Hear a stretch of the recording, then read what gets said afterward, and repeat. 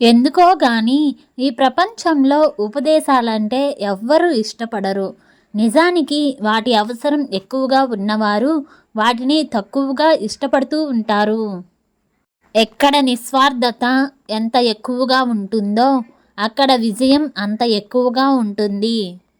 ప్రపంచంలో నువ్వొక సాధారణ మనిషివే కావచ్చు. కానీ కనీసం ఒక్కరికైనా నువ్వు ఈ ప్రపంచమంతా గొప్పగా కనిపించేలా జీవించు. వైఫల్యం నిరాశకు కారణం కాకూడదు. కొత్త ప్రేరణకు పునాది కావాలి. నీవు గెలవకపోతే కనీసం గెలిచిన వాణ్ణి ప్రతిభను గుర్తించు. నన్ను ఎలా విస్మరించావు ప్రియా? నిన్ను ఎలా మర్చిపోవాలో నేర్పించావా ప్రియతమా? పుస్తక పఠనం లెక్కలేనంత మంది అనుభవాలను, ఆలోచనలను తెలియజేస్తుంది. దానము చేయని ధనము, సంస్కారము లేని చదువు వ్యర్థము. ఔన్నత్యం అంటే కోరికలను చంపుకోవడం కాదు, వాటిని అదుపులో ఉంచుకోవడం. బలహీనులే అదృష్టాన్ని నమ్ముతారు. ధీరులెప్పుడు కార్యకారణ సంబంధాన్నే విశ్వసిస్తారు. తనను చూసి జాలి పడేటట్లు గాక అసూయ పడేటట్లు జీవించడానికి ప్రతి వ్యక్తి పాటుపడాలి. ఏదైనా పని చేయడానికి బద్ధకిస్తే ఆ పనిని తిరిగి 10 సార్లు చేయాల్సి వస్తుంది. గుణానికి మనకంటే ఎక్కువ ఉన్నవారితోనూ, ధనానికి మనకంటే తక్కువ ఉన్నవారితోనూ పోల్చుకోవాలి. ఆత్మవిశ్వాసం ఉన్న వ్యక్తి ఇతరులను తన వెంట నడిపింపజేసే నాయకుడు అవుతాడు. ఉత్తముడు చేతల్లో చురుగ్గా ఉంటాడు, అధముడు మాటల్లో చురుగ్గా ఉంటాడు. నిరంతరం భయపడేవాడు తామసికుడు, నిరంతరం భయనెట్టేవాడు రాజసికుడు, ధైర్యంగా జీవించేవాడు సాత్వికుడు.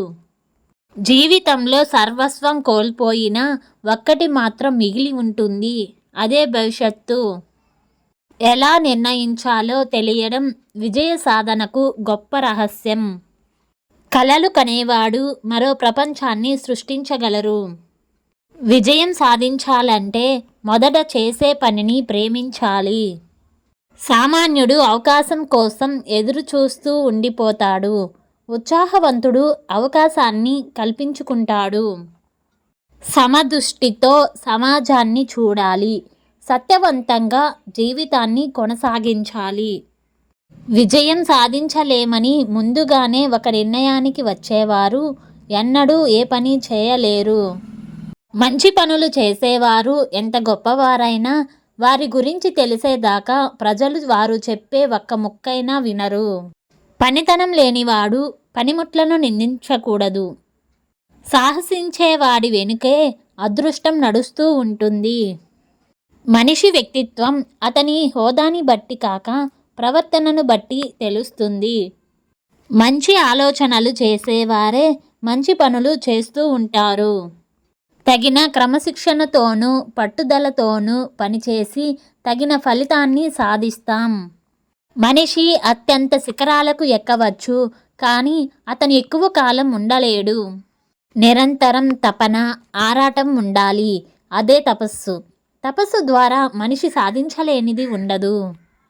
మహాత్ముల స్ఫూర్తిని పొందినవారు గొప్పగా ఆలోచిస్తారు, త్యాగాలు చేస్తారు, అద్భుతాలు సృష్టిస్తారు.